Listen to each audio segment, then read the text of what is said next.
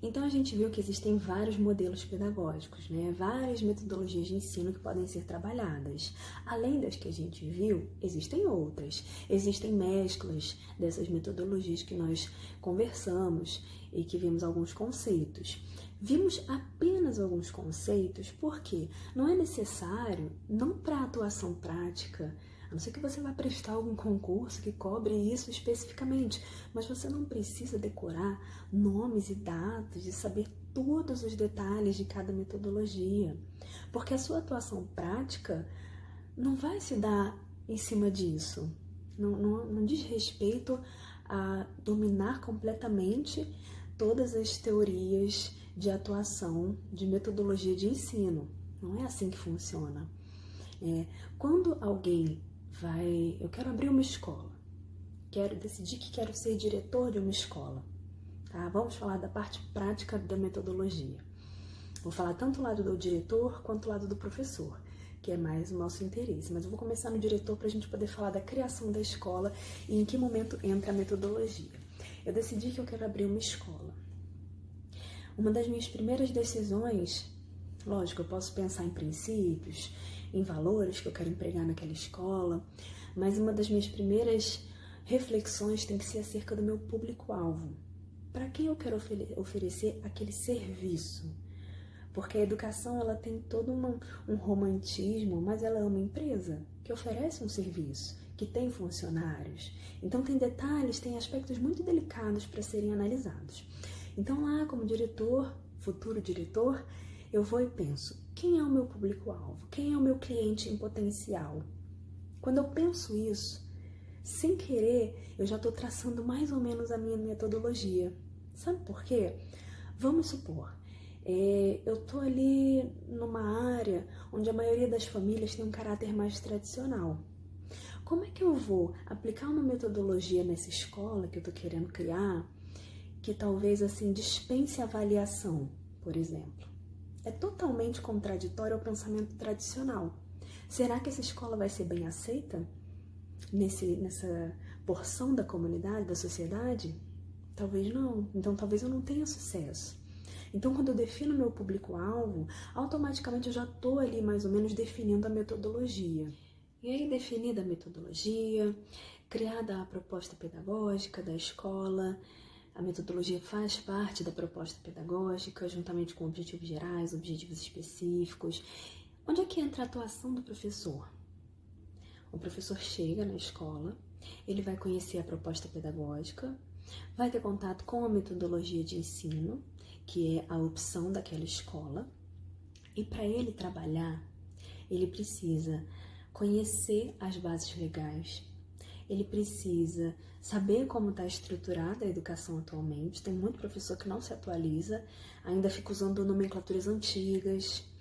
Isso é importante se atualizar com relação a isso, para você demonstrar um certo respeito pela sua profissão. Tem muito professor que gosta de levantar a bandeira. Não, eu sou tradicional, eu uso os nomes antigos. Isso não representa necessariamente um tradicionalismo. Talvez represente falta de reciclagem. A educação, ela é contextualizada. E a maior defesa atual da educação é justamente o ensino contextualizado. Como é que você é um profissional que, na teoria, deveria trabalhar um ensino contextualizado se você não consegue ser um profissional que se contextualiza a todas as atualizações que vêm acontecendo? Não é mesmo? Então, a gente precisa, quando a gente vai atuar numa escola, conhecer essa proposta pedagógica, ver dentro da proposta pedagógica qual é a metodologia de ensino que circula ali naquela instituição, dominar as bases legais, ter conhecimento de como funciona a elaboração do currículo, conhecer a estrutura da educação, das etapas da educação, saber quais os componentes. Quando eu falo conhecer a estrutura, não é saber só o que é educação infantil, ensino fundamental, não, é saber o que está compondo cada uma das etapas, em termos de componentes mesmo, componentes curriculares, certo? E aí dominar as orientações mais atuais da BNCC, de como tem que ser a educação em cada uma dessas etapas, quais são os eixos, quais são as direções para cada uma das etapas, quais são as expectativas para cada uma das etapas. E, por fim, saber montar um planejamento para atuar, para trabalhar aqueles componentes, respeitando a metodologia, respeitando a proposta pedagógica e fazendo valer todas aquelas direções mais atuais da educação dentro daquela escola. É isso que um diretor, um gestor vai esperar de você como professor. Quando a gente fala de metodologia de ensino, que o profissional domine a metodologia de ensino, não é dominar os conceitos, os nomes, os detalhes da metodologia. Lógico, é bom que a gente saiba. Aplica aqui com essa turma o método Montessori, talvez para ele fazer um experimento. Existe essa possibilidade também. Pode ser que uma escola ela trabalhe um modelo tradicional e ela queira testar uma outra metodologia para ver a receptividade dos alunos, dos pais. Isso também é possível. Então, ele pode pedir para você fazer um teste com uma turma, né? E não existe ninguém melhor para dar respostas sobre os testes de metodologia numa escola do que o professor. É quem está ali na linha de frente. É quem vai analisar o comportamento e a reação àquela aplicação.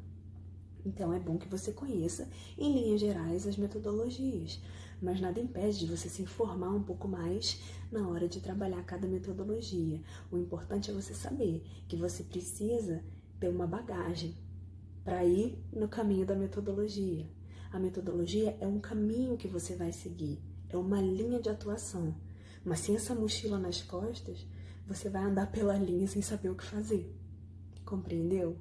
Então, vistos esses primeiros conceitos de metodologia, é hora da gente colocar essa mochila nas costas e começar a encher ela com algumas coisas, para que a gente faça a metodologia ter sentido e a aplicação prática, tá bom? Então, a gente vai ver aqueles assuntos que a gente conversou. Vou apresentar o programa da nossa aula para vocês, para que fique mais organizado o pensamento e para que vocês tenham noção também como vocês vão ser avaliados no final. A gente vai ter uma avaliação desse conteúdo que está sendo trabalhado e ele foi dividido em tópicos. Então, para que você possa estudar, organizar suas anotações, seria interessante que você tivesse aí papel e caneta durante a nossa conversa para você ir anotando alguns pontos principais. Então, segue esse cronograma, esse programa de aula para você fazer as suas anotações, usando esses tópicos como referencial dessas anotações. Aqui a gente tem o programa da nossa disciplina. Esse programa foi desenvolvido para te orientar melhor nos seus estudos. Inclusive, eu sugiro que você anote todos esses pontos para que eles sirvam como um referencial para o desenvolvimento das suas anotações e da revisão para avaliação. A apresentação, você já viu.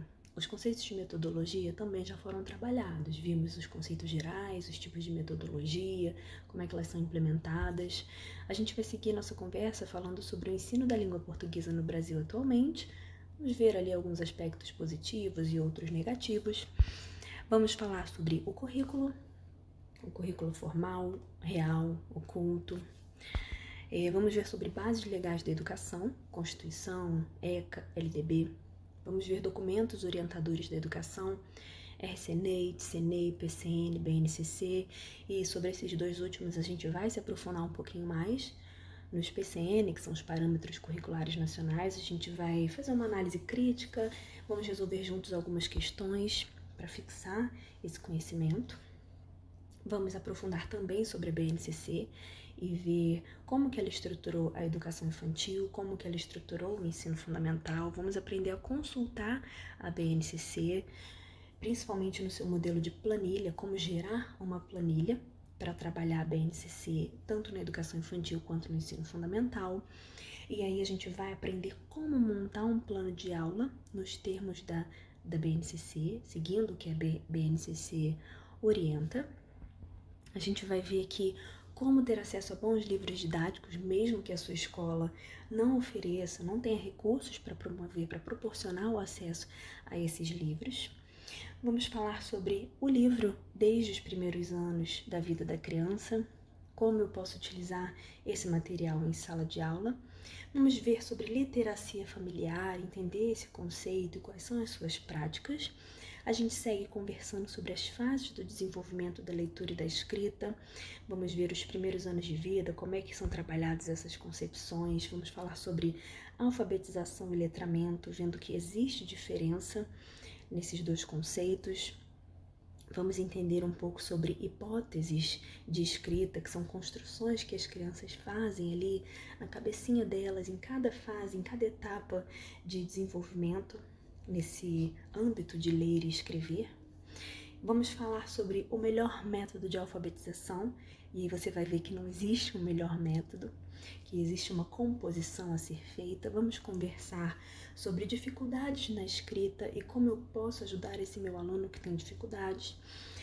Vamos ver sobre os tipos de letra e a melhor hora para apresentar cada tipo de letra, a letra de forma, a letra cursiva, a letra maiúscula, a letra minúscula, conceitos que pra gente hoje são tão corriqueiros, né? Já estão assimilados, já fazem parte do dia a dia no automático, mas que para a criança é um mundo novo se abrindo.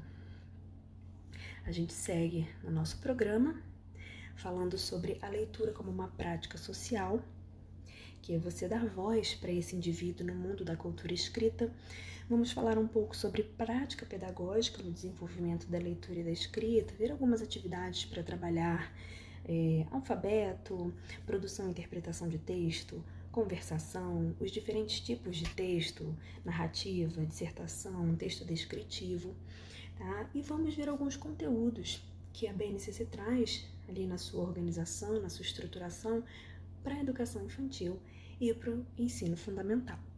Esse é basicamente o programa da nossa disciplina. A gente vai passear por todos esses pontos daqui para frente.